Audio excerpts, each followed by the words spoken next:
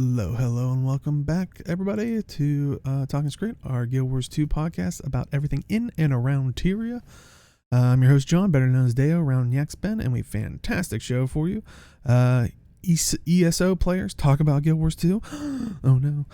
Patch note tweaks and much, let's just say, and more.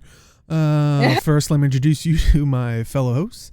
He streams on Twitch where he answers the age-old question, did he see the update in the patch notes where it says they deleted Thief? Say hello.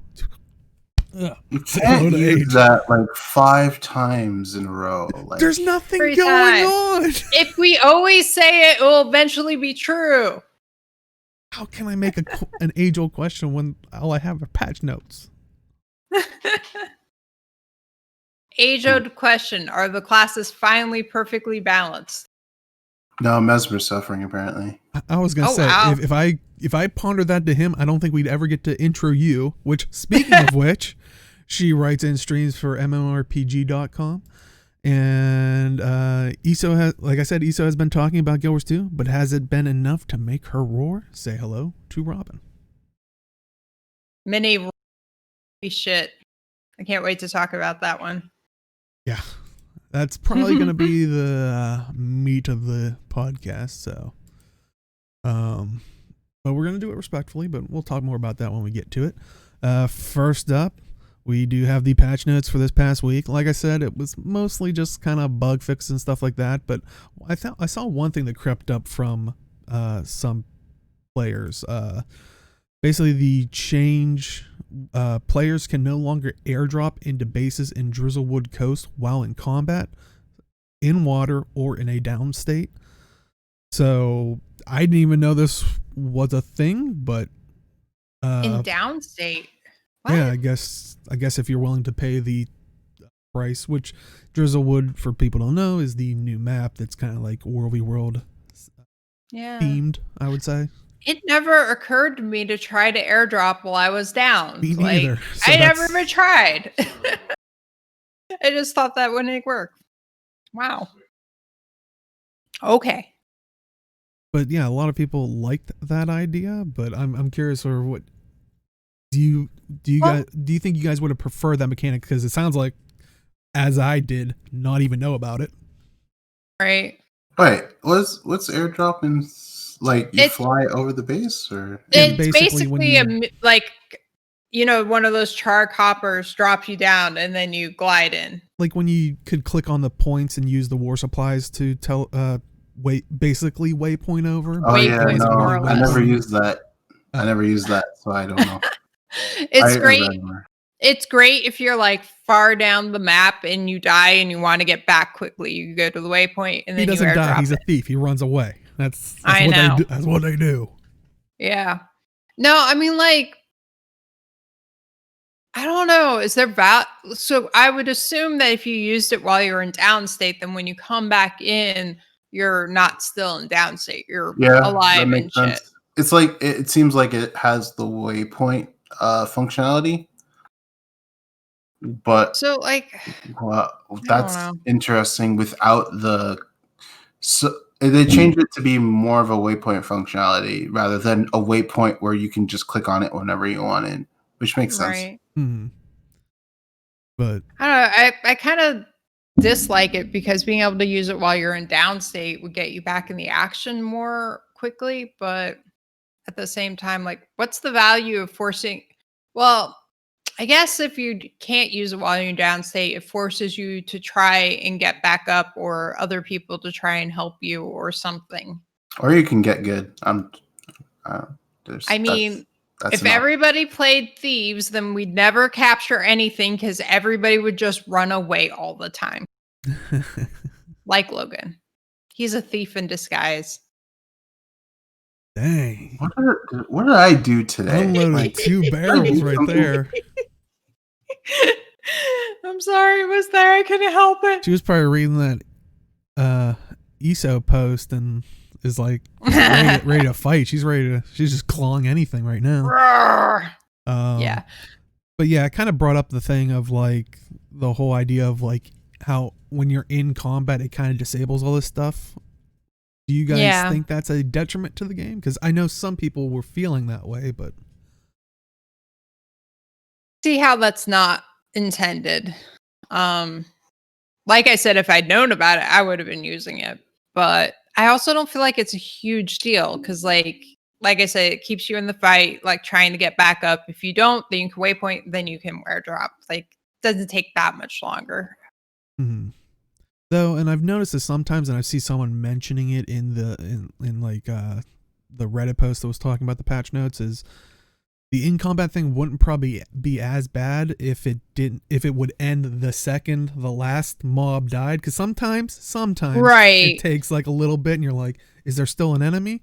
And you're like looking around, then you maybe see like your arrow thing is going up and regenning, and it's like, yeah, no, nothing happened. Like, yeah, so, I think that's got to be a bug, because I've noticed it a lot where I'll be fighting, everything will be dead, and then I go to mount up and I'm like, well, shit. Like, wonder if it's kind of like that server discrepancy thing that they talked about in the past with like gliding and stuff, where it was like, yeah, I swear I've had it last for like 30 to 45 seconds before, though, too. Like, sometimes it's just like, okay, it's pretty terrible.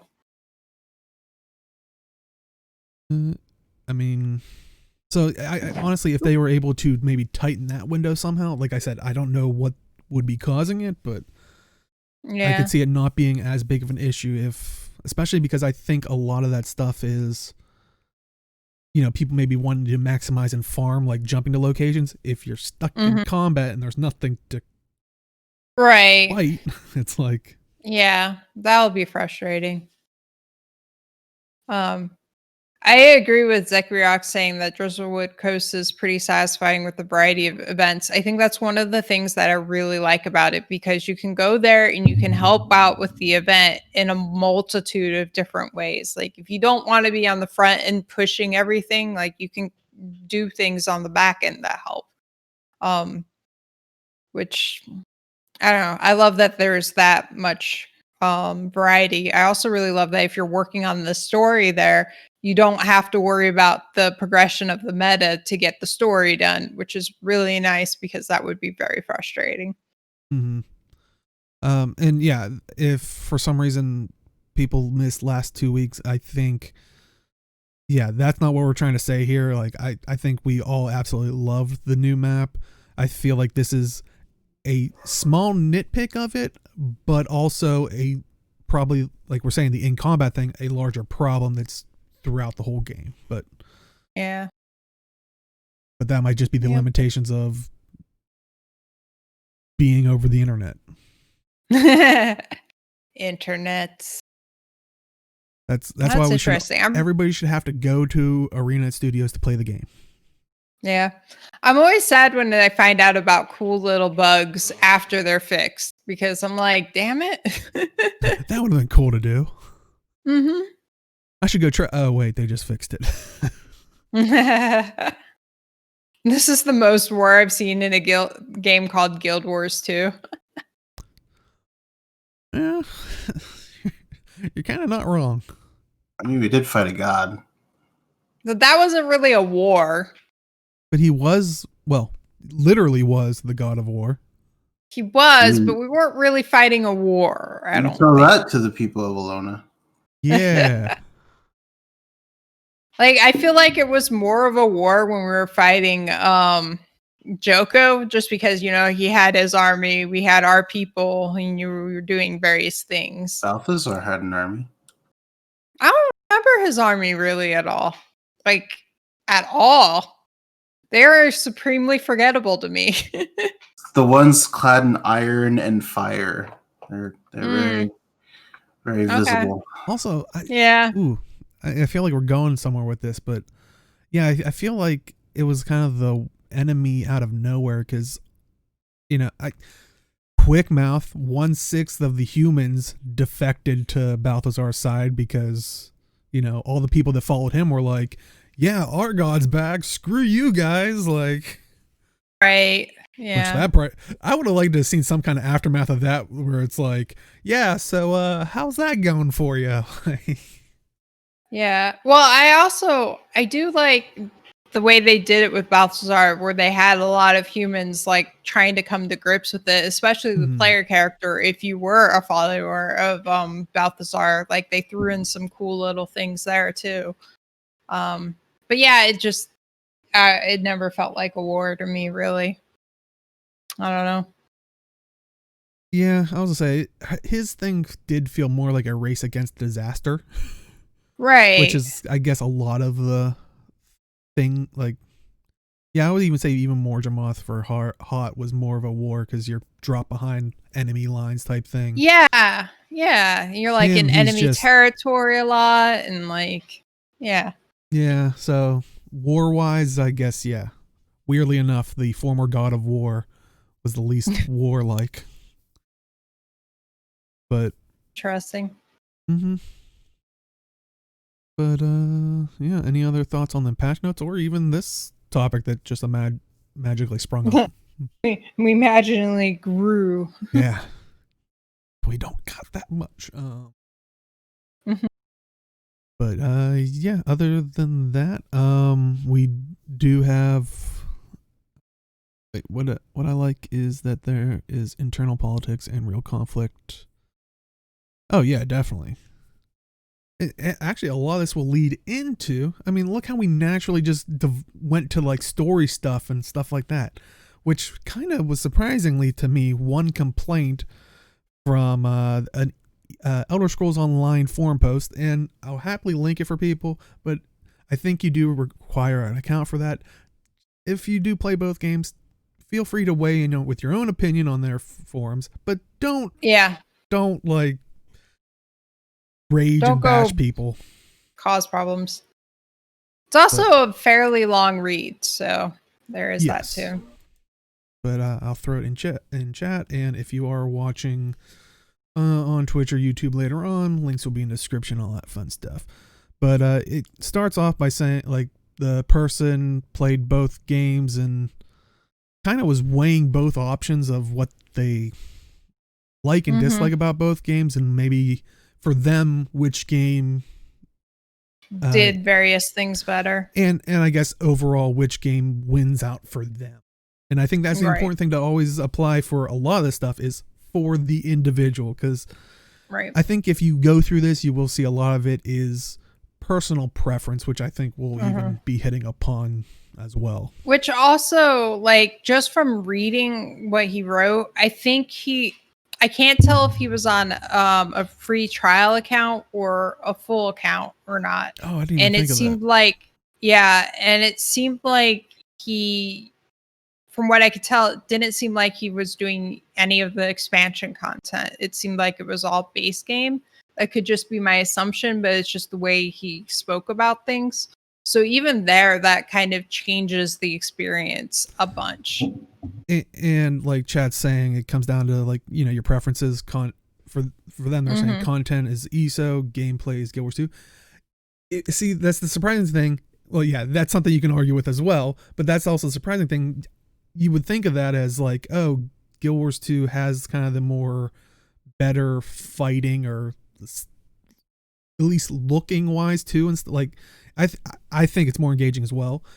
But a lot of people disagree, which granted, you're on an ESO forum, might be a bit biased. Kind of like when you always go to forums and go, should I play this game? It's like, well, you're asking the people that play it. What are you expecting here? And none of us know you, but hey, sure. Yeah, exactly. But I think that's one of the surprising things is it's so varied all over the place, even from the first post. I think people are unknowingly contradicting themselves and stuff like that, but it's funny that he says Aaron says ESO has more content that is better written and performed. One of the reasons why I brought up the difference between playing like the early game stuff and the expansion content is that I recently went back through all of the living story, or all of the personal story, then did all of season 2, season 3, and season 4, and just like seeing the progression of the quality of the way they tell stories and which they do it, and how the evolution of that, it's on like right now, even we're on a completely different level than we ever were at the beginning. I don't know if like you guys will agree with me on this, but the personal story in general I liked, but I always felt like the first third of it was the strongest stuff, which was the stuff with your base race. All the races, I felt like their base general introduction was pretty solid, gave you a good feeling of like what that race was, how things have come along. The middle part was always very hit or miss on me, depending on which thing that you took. Like for me, I always hate anytime I do Priory because they just piss me off the whole time, and I can't really enjoy it. They're like the historical Asoran, where Asoran will create something that makes a problem, whereas they go, "Hey, we found this ancient sword that we know nothing about. Let's pick it up." And yeah, it's like that's everything's going the broken. thing with me. Like constantly, I'm like, you guys are supposed to be smart. Why do you keep doing stupid things? Yeah, like, anyways, and then the last part of it, like, I feel like it should be this big rush of like doing this massive, like, big thing, but I'm not sure why, but it has always kind of felt fat. Like that last montage of you walking out with Destiny's Edge and stuff was really well done, and I always like that. But between the beginning of that third part and the end of it, there was a lot in between that was just kind of like, whereas like now I feel like we get much more cohesive stories, even if we don't, while we're in it, understand where it's going and all the parts, and it might feel like we're kind of lost while we're in it.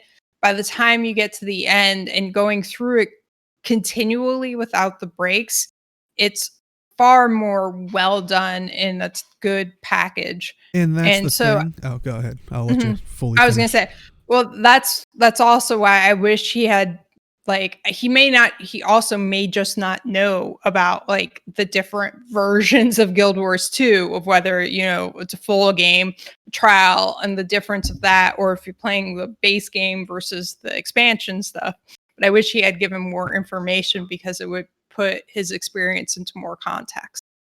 Yeah, and like kind of what you're saying, and off the thing of writing, and like what chat was saying is, I think, and maybe this is why people like it more so, is like you said, you know, because for people that don't know, Elder Scrolls Online takes place well before any of the games. I think all the games that exist. I'm not 100% sure, but I think it's any of the.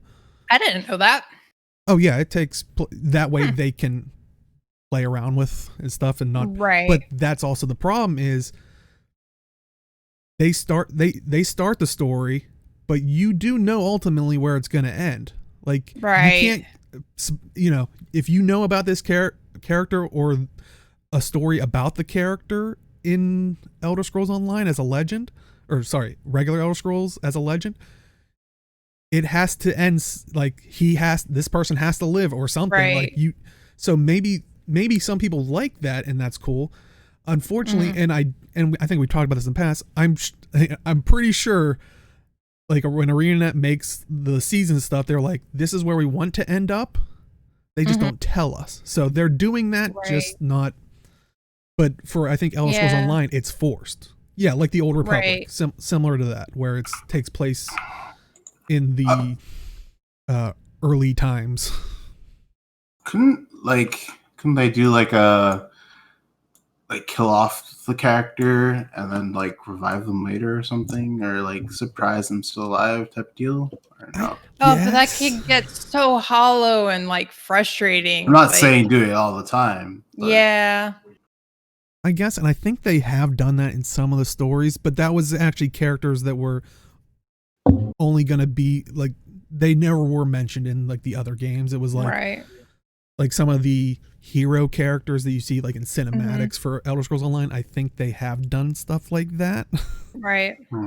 Well, in like, what was I going to say? Yeah, like it's, regardless of what they do, they always have to have things end out eventually in a specific way. And there was one of the interesting things where he was writing and he said he liked the story in ESO more, which was interesting for me because, granted, I only played ESO during beta and then right after it launched because I really wanted I wanted to enjoy it and like it.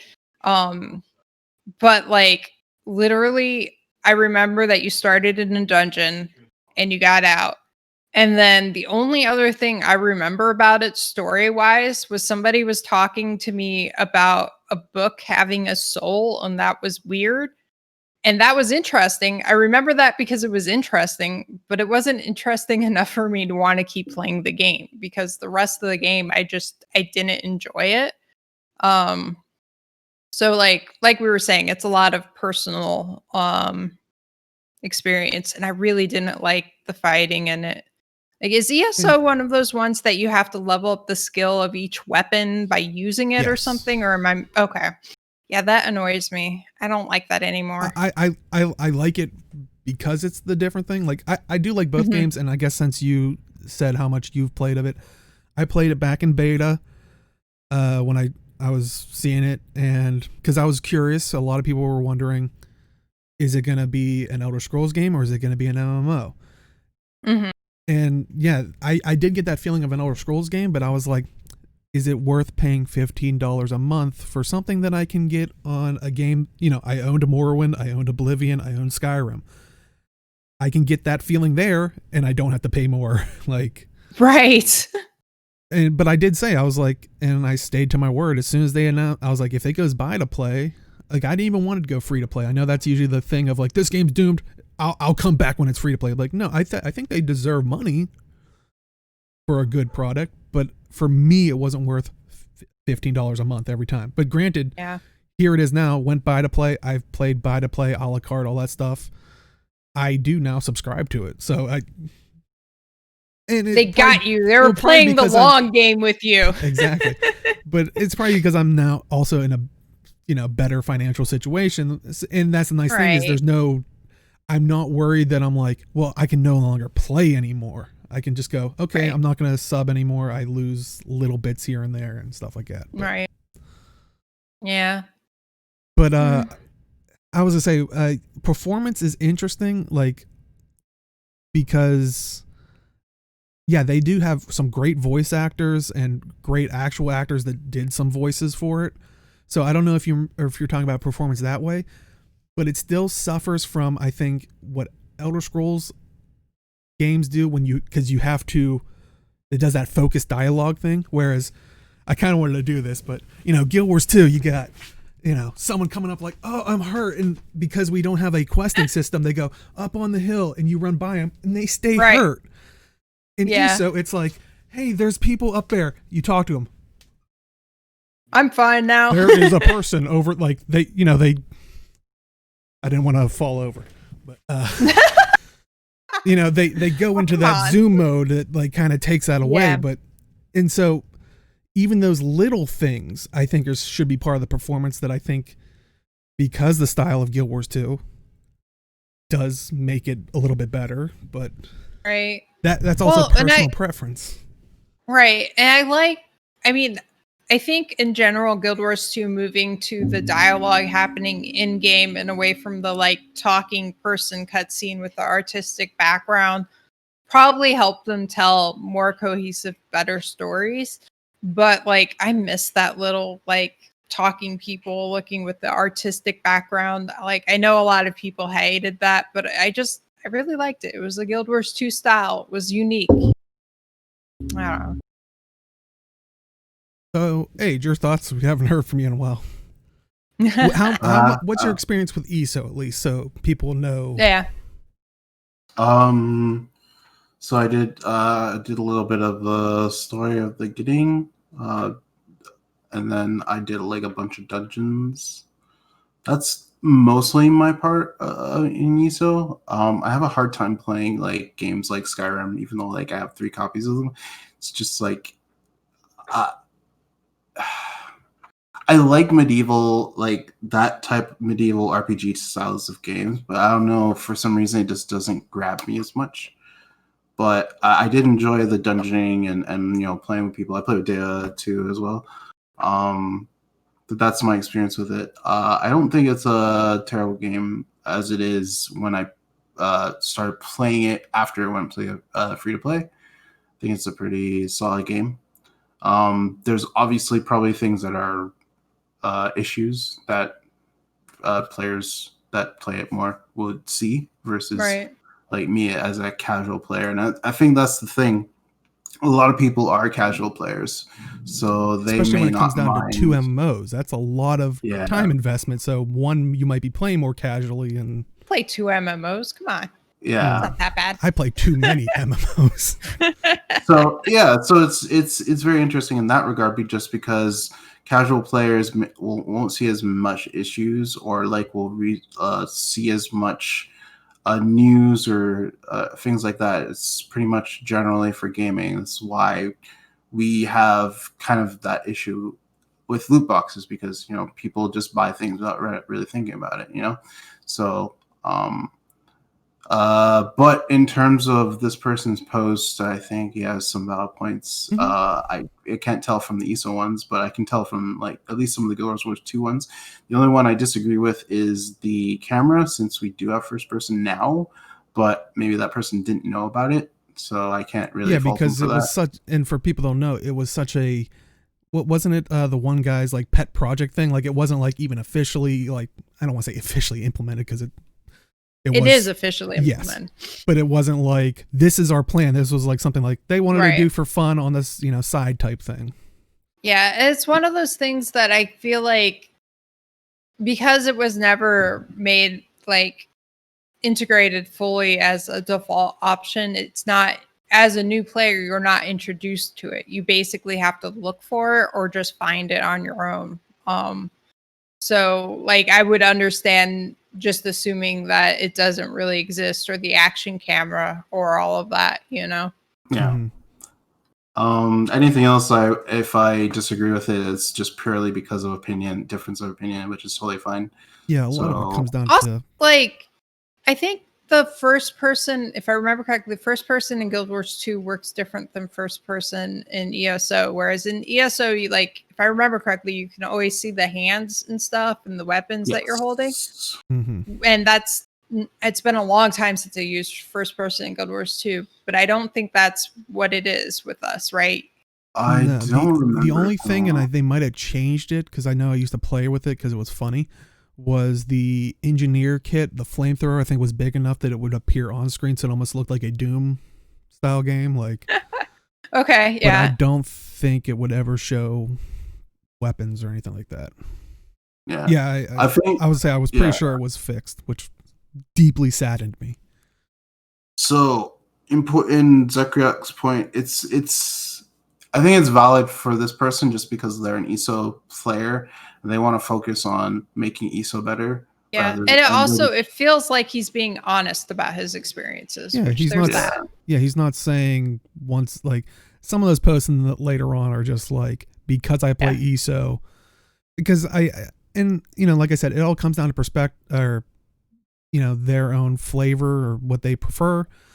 But it's like, I know some people were like, I don't even know what Guild Wars 2's story was. I'm like, well, then you were actively trying not to pay attention, because ESO also has their faults, which a lot of people complain about. Elder Scrolls Online, every time they come out with a new chapter, which is, for people that don't know, it's basically an expansion, gives a new tutorial area and puts you into that new zone. So it would be like if someone now started the game, they would always go to what, if we still did the expansions, which I know we are doing one eventually, but it would drop them off in POF and go, yeah, just continue a story from here. It's like, but what happened to all that stuff beforehand? Like, right.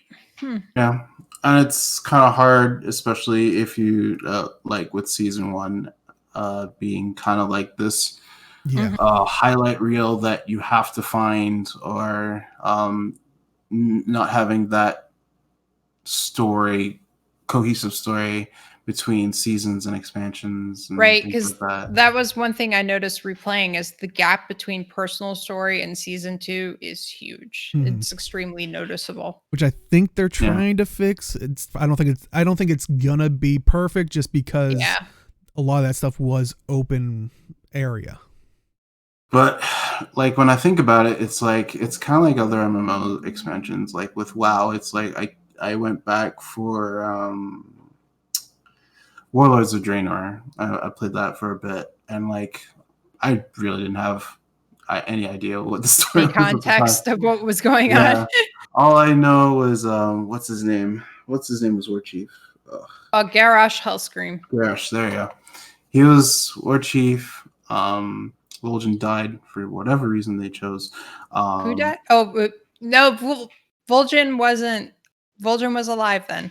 At that point. Okay. Good. Yeah. Proof that it was hard to follow the story. So no, Vol'jin becomes War Chief at the end of Warlords of Draenor.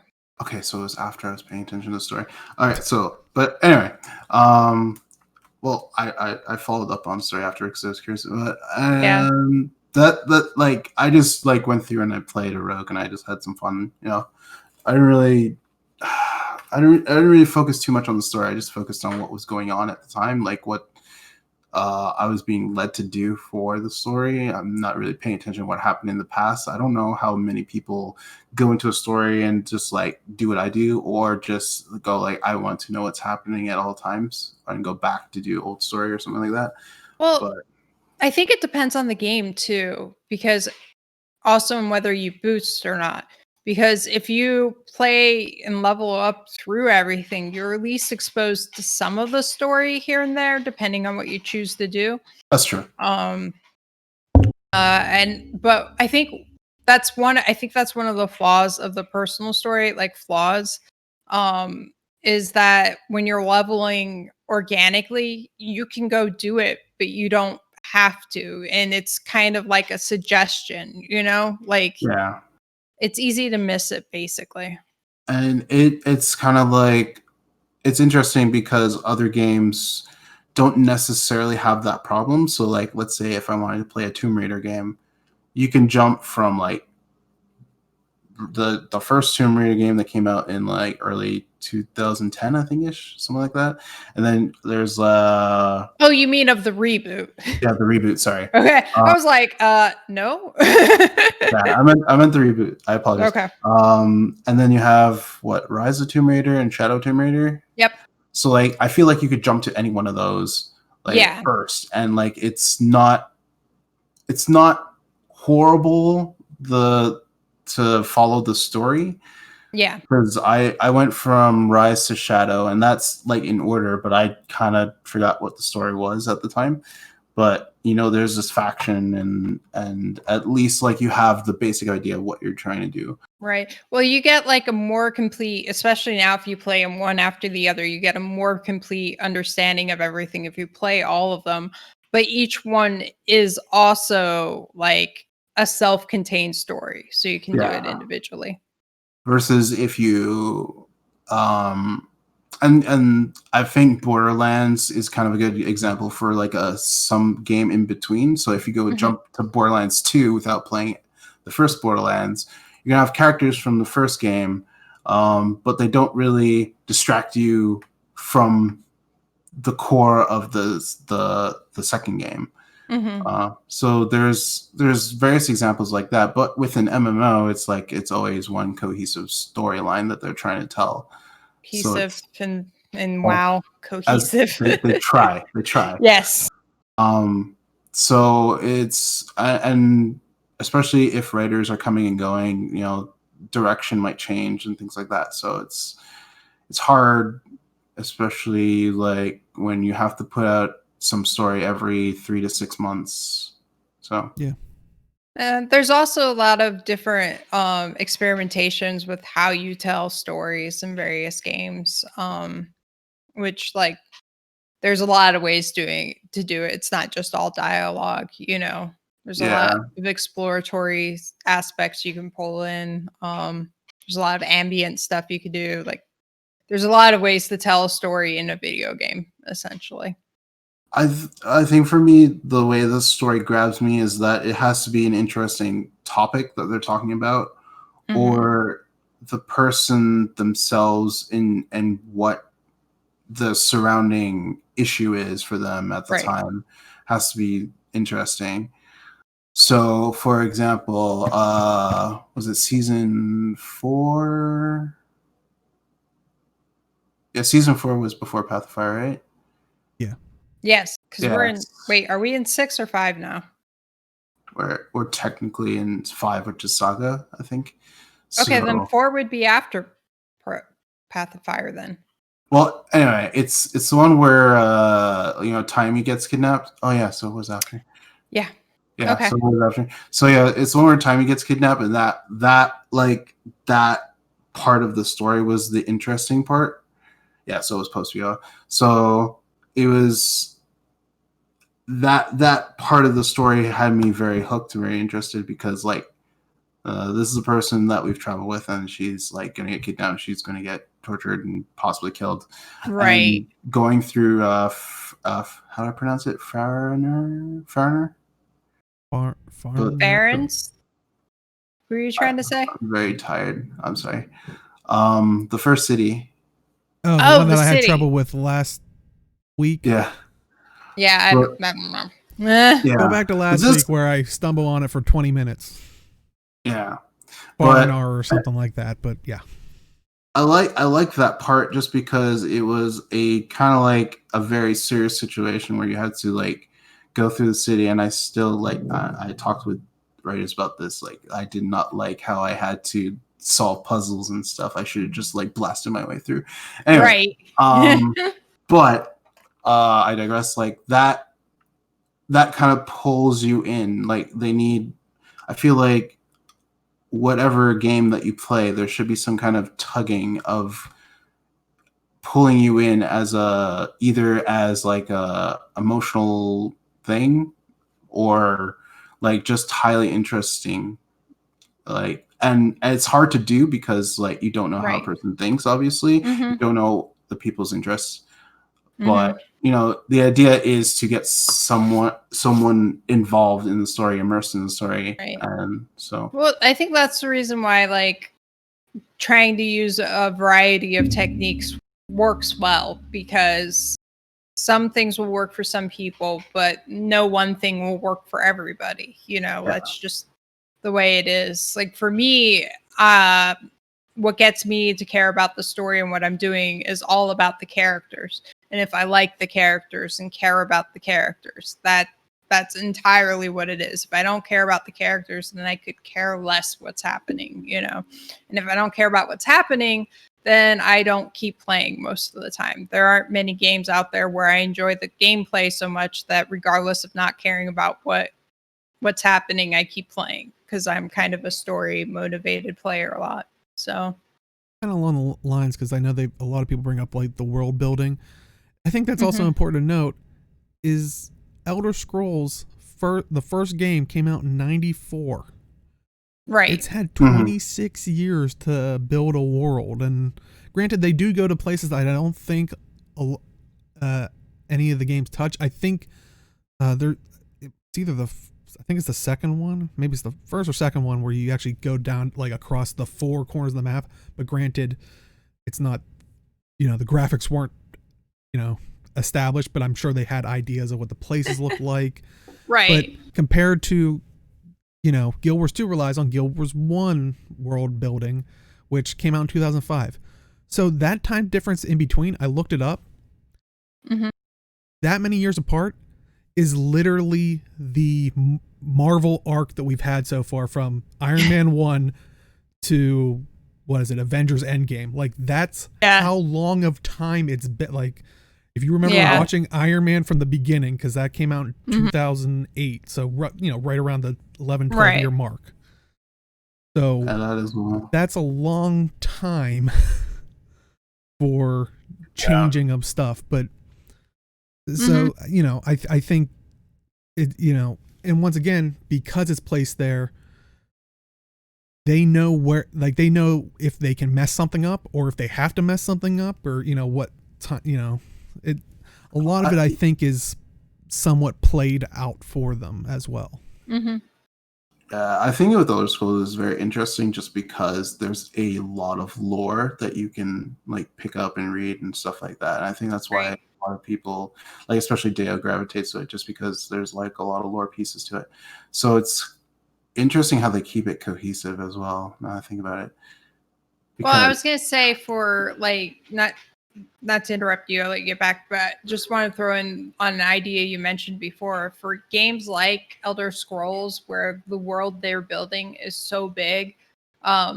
It's not uncommon to have like concept art and other things made for the areas, even that they don't plan on going in that current game, just to help them get a good idea of that other place, because often they'll be referenced or lead-ins or tie-ins and things like that. That's why I said the first one, it's either the first one or the second one where you actually collect a piece of a staff in Elder Scrolls, and it's like stretched across the four corners of the, Tamriel or whatever. And so I think it does take you to places that we've only seen in ESO, like as dynamic as now, because back then, but yeah, I agree. I'm sure they were like, well, what's this place look like? So when they're describing it or talking about it, they can reference it more naturally than write it on the spot quick. Like, yeah, make something up quick. And then later, oh, how did we describe that place? Yeah. That guy had his eyes closed. He didn't know what he was talking about. Like, but yes, so I'm sure they had references, and so even from early on in the games. But yeah, it's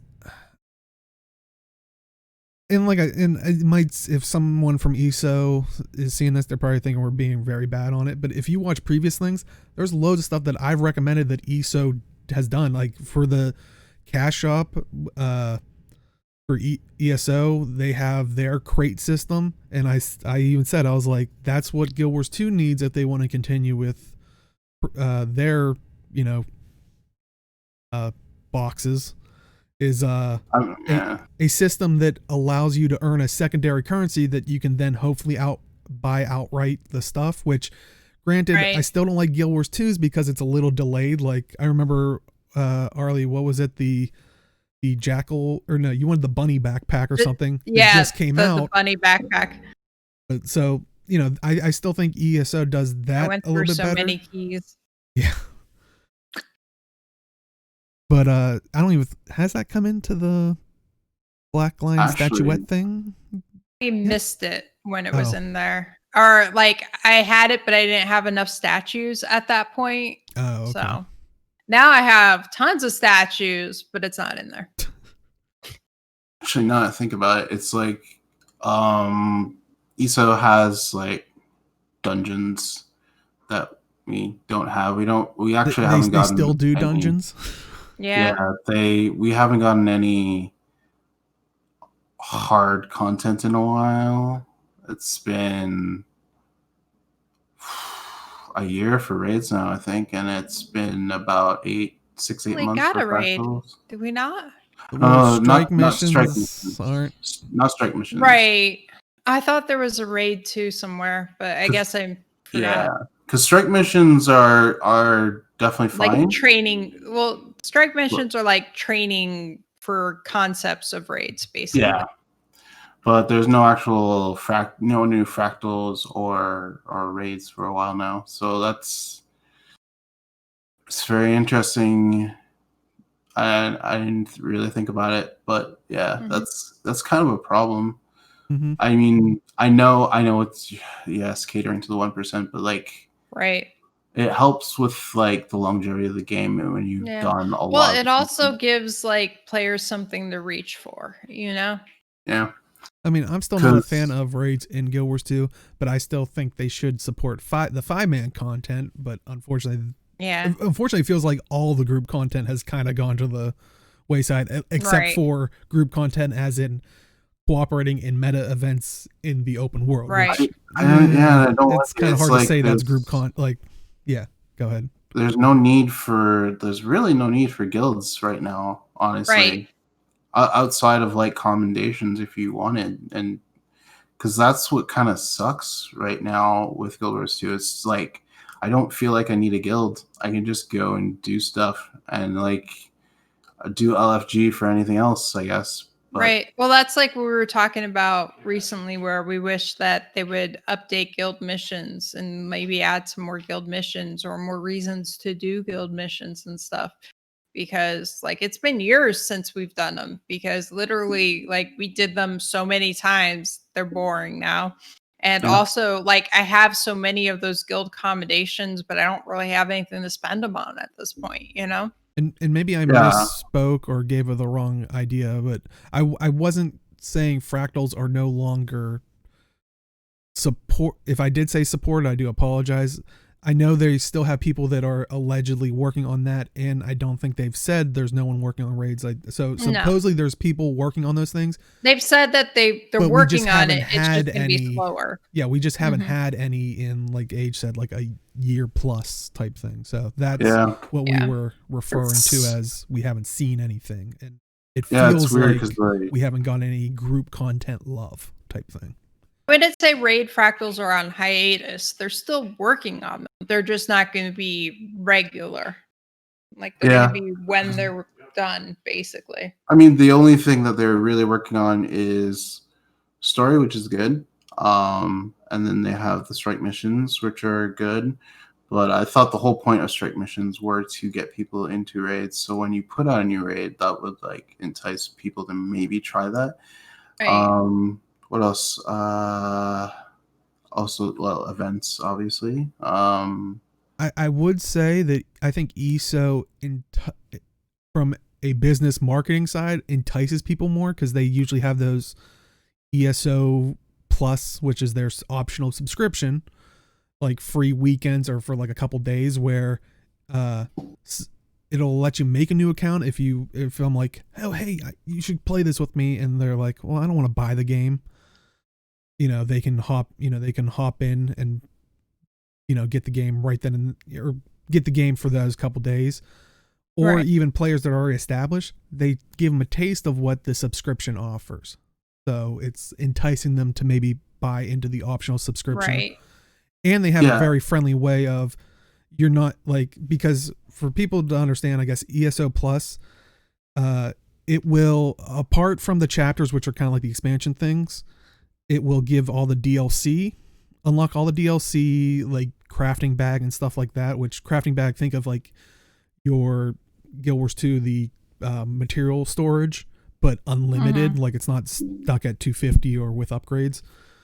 But the nice thing is, if you lapse on your subscription or if you're doing one of these special events and it ends and you don't buy an optional sub, it's not like they punish you in the sense of, oh, well, here's all the materials that you left in that storage that we'd let you have for 3 days and like now your bags are full.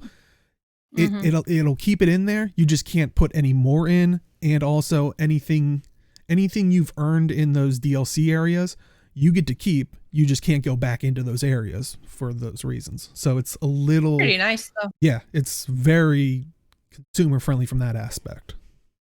And I've talked in the past of, I really like their version of World v World in the sense of basically you're connecting keeps and outposts to create like a chain so you can teleport to the front line faster to get back into the action. Whereas Guild Wars 2, if someone upgrades a keep long enough, you might get a waypoint. And it still has the same concept of if someone's attacking, it will make it so people can't just teleport to it as well. But Zacharyox makes an interesting observation here. He says that he thinks that strike missions seem just as or more rewarding to raids than raids alone, which I'm curious about. Like for me, I thought the main reason to do raids was to work towards getting legendary gear, like that, at least to me. I don't know what else. You could get ascended drops in there as well. But I'm not sure. I know they started putting unique skins and stuff in the strike mission, so maybe from a skin collecting perspective or a fashion thing, it does seem like it's more rewarding. But that's fine from a strike perspective. That's fair. Right. I did have a question. Like, this person in their post said the subscriptions feels like a necessity. Do you feel that? honestly, and I think it comes down to because that crafting bag, because I know, I think everybody knows if they watch me stream Guild Wars 2, I am a hoarder. If you look at my bank, that was one tough thing for me was you honestly can't hold on to all the crafting materials if you don't have the sub. With the sub, you get that crafting bag, which, like I said, you can just dump so much in there. Otherwise, my question real quick. Like you said, if you don't have the sub and you don't lose what's in there, but you can't put more in it.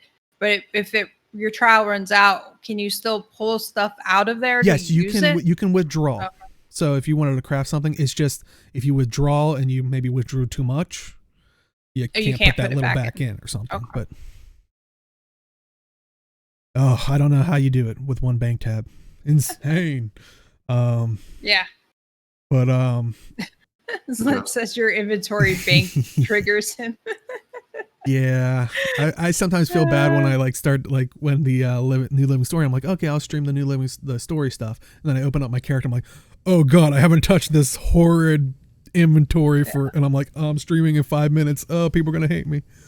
Yeah, I can't say much because in RPGs, I am the epitome of if there's a limited resource, I will make sure I always have the max number you can possibly have and then never use them even when I use them. I will die having not touched my health pots because I'm like, well, what if I need them later?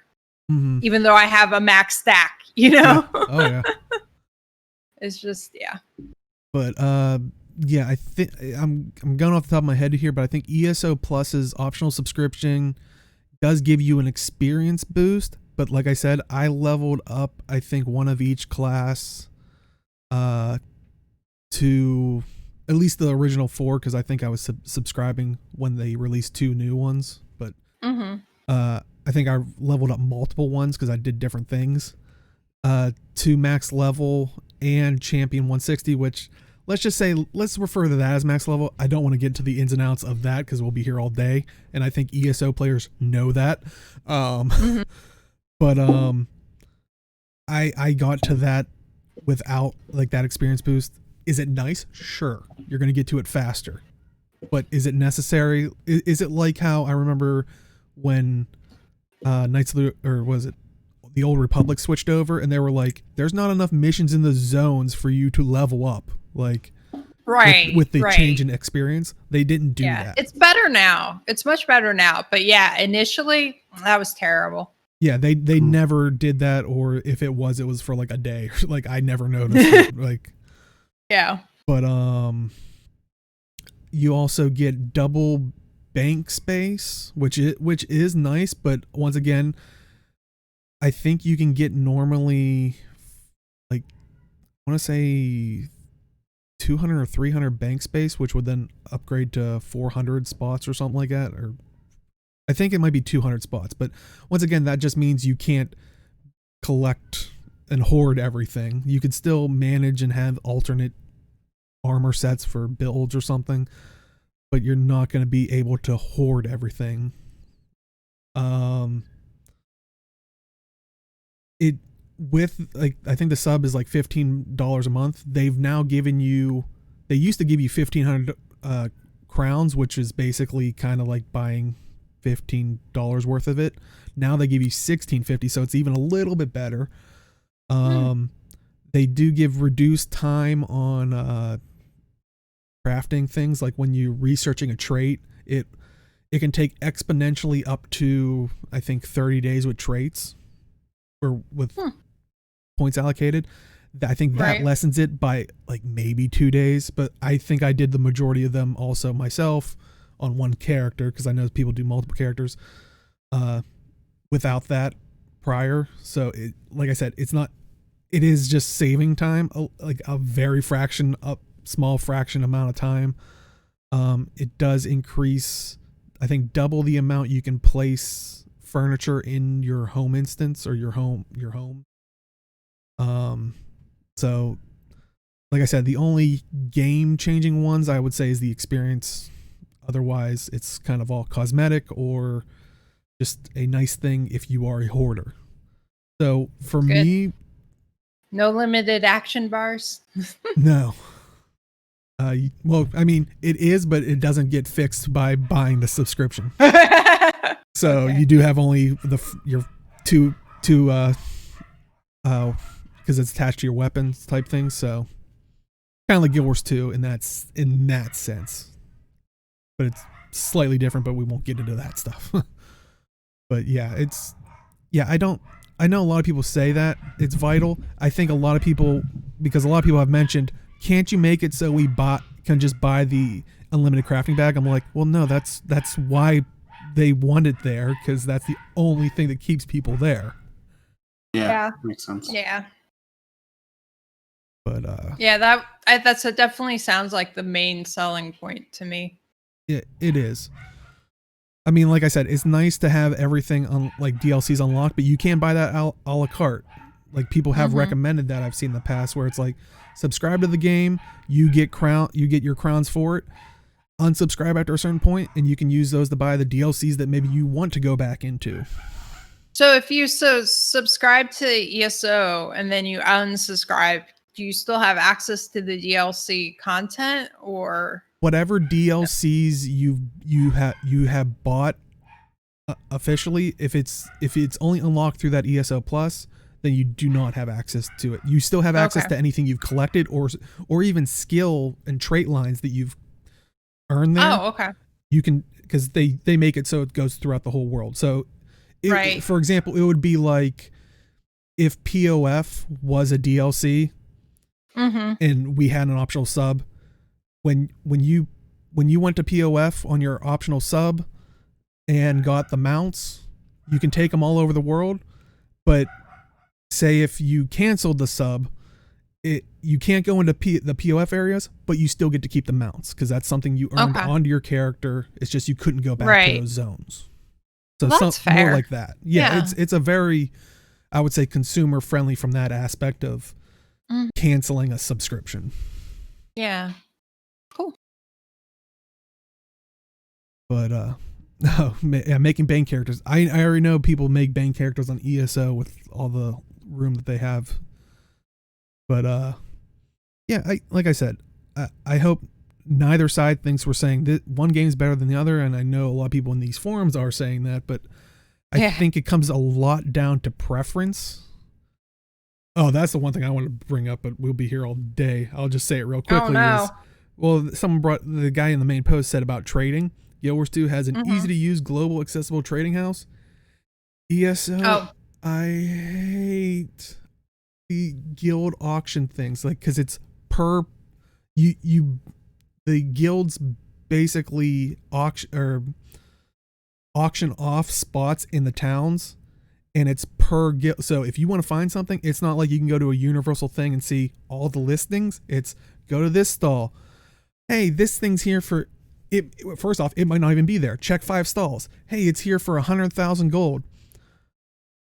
Oh, that seems pretty high. I wonder if I could go to another 20 stalls to maybe see it for 80,000 or something. God.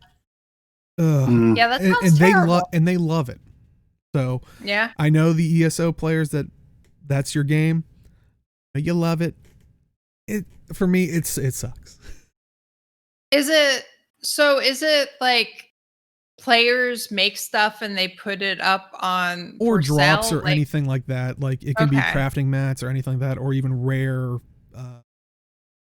crafting skin, like they call them motifs, like just basically skins for crafting and stuff like that. It's possible for a player to be like, I'm a merchant, I sell this kind of things. Oh yeah, there's merchant guilds that specialize in that. It's usually the hub towns that they pride themselves on, because then they'll collect dues so they can keep the bid high. Oh, okay. But but no, they like it because, and I remember we talked about this in Warframe with the Riven market. People like it because they can go and find a deal, or basically screw a player that doesn't know any better in a far off location, take it and resell it for a high amount.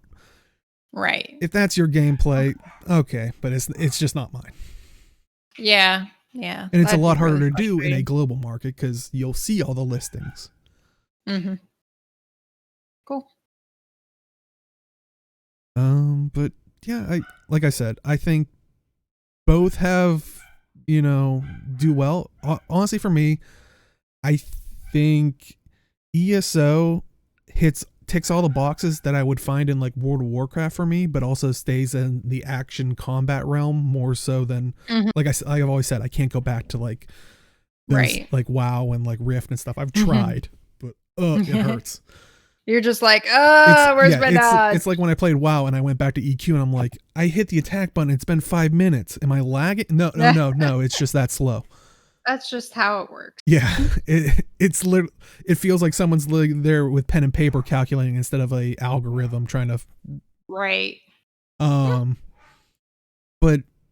it, like I said, there's a lot of stuff I like about ESO. I think for me, it ticks all the boxes like WoW. I think it is a better version of WoW. Like it takes that stuff and expands on it. Personally, for me, I think Guild Wars 2 is a completely different game. I wouldn't compare it to WoW in that sense because it plays differently. Yeah. I think it's a different style of MMO, which I've talked in the past. I think the expansions have been trying to go the more mainstream MMO route. We've gotten raids, mounts, and so I think they're trying to use expansions are making those features. So I don't know. That's a whole nother story, but I don't know. Any other thoughts for? I think that was mostly what I had thought when I read through that. Yeah. I think when it all said and done, clearly the superior game is Black Desert Online. Literally, like just a few minutes ago, I was going to ask, does anybody still play that? But I didn't want to like derail everything. And I mean, I'm going to have to argue with you. It's not Black Desert Online. It's Bless. Woot. It has to be a game that exists. I'll say, is it still going or did it come? I swear it came back. Bless Unchained. It came back. Oh yeah, Bless I was gonna say, I thought it came back again. I just had to laugh. But anyway, before we start talking about Bless, but yeah, any final thoughts? And I it boils down to play what you like, but yep, it's all like preference. it really doesn't. Okay, no kidding. Breakfast. Like I literally in the MMORPG staff chat room one day, like last week. Yeah, I think last week. I was like, is Rift still a thing that exists? Because I noticed I have it on my computer still, but I don't feel like trying to launch it to see if it still works. I'm just curious. Tryon got bought out by, I forget the company. Is it GameGo or something? I want to say it's that one. Something like that. Yeah. Like, Bless, when it first came out, was like a solid game. It was? Yeah, I liked it. I remember playing Bless when it first came out and being like, Rift. This is terrible. Oh, okay. I was like... Sorry. Did I say Bless? You did say Bless. I'm sorry. Rift. He's loading up Bless Unchained right now. He's like, this is my new game. Rift was a decent game, but that was one game that the story just didn't grab me. I didn't care about what was happening or any of that, and that's the main reason why I stopped playing. I liked it because of it's like kind of like invasion events all the time. Right, that was fun. Yeah, and I've also seen both. the trees seem like needlessly convoluted to me. I was like, and I think I've seen both kind of relating it back to this. The topic is, I think I've seen people in Guild Wars 2 and ESO's forums say they would like to see like that Rift invasion feature in the like the game of like right. Because I think we get a taste of that, especially with the new map of like things can get taken back, but it still is not on the scale of what Rift did. But yeah, that was solid. Another solid game was like Firefall, man. Poor Firefall. Yeah, that had so much potential. But well, we would probably be here even further, which we'll continue the nostalgia trip and talking about games in general for after show and stuff like that. But last up we have Community Corner, and we talked about last week the Masters of the Arena. It finished last week, and we do have a winner. And if you're not aware of it by now, it is rank 55 Dragons of EU that have won the whole tournament, with the runners up Dark and Ultranum, I believe. So you have Team USA, Dark Oh. USA, and Ultra Nub. Oh, okay. So, as the runner-up. So, congratulations to all of them. And, I mean, did you guys get a chance to see any of the finals, or? I did not. I did. I think the Team USA matches were pretty close. But I think rank 55 was pretty dominant, except for like one series. I think. I would say I heard rank 55 kind of dominated everything. But so yeah, they were just it's just the meta that they played was better. So nonetheless, congratulations to everybody, and big congratulations to Teapot. I mean, another spectacular event. I mean, so hopefully you get to see more. And like I said, it seems like ArenaNet definitely wants to support it, because remember we were talking last week about the rewards of like a permanent access to the lounge thing. So yeah, I would definitely like to see more ArenaNet integration and support from that as well. So also, as a reminder, we talked about it last week, but there also Pride March for 2020.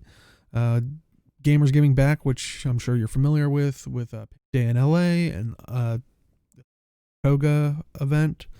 They're working with Open Community for this, June 27th and 28th at 4 p.m. CDT.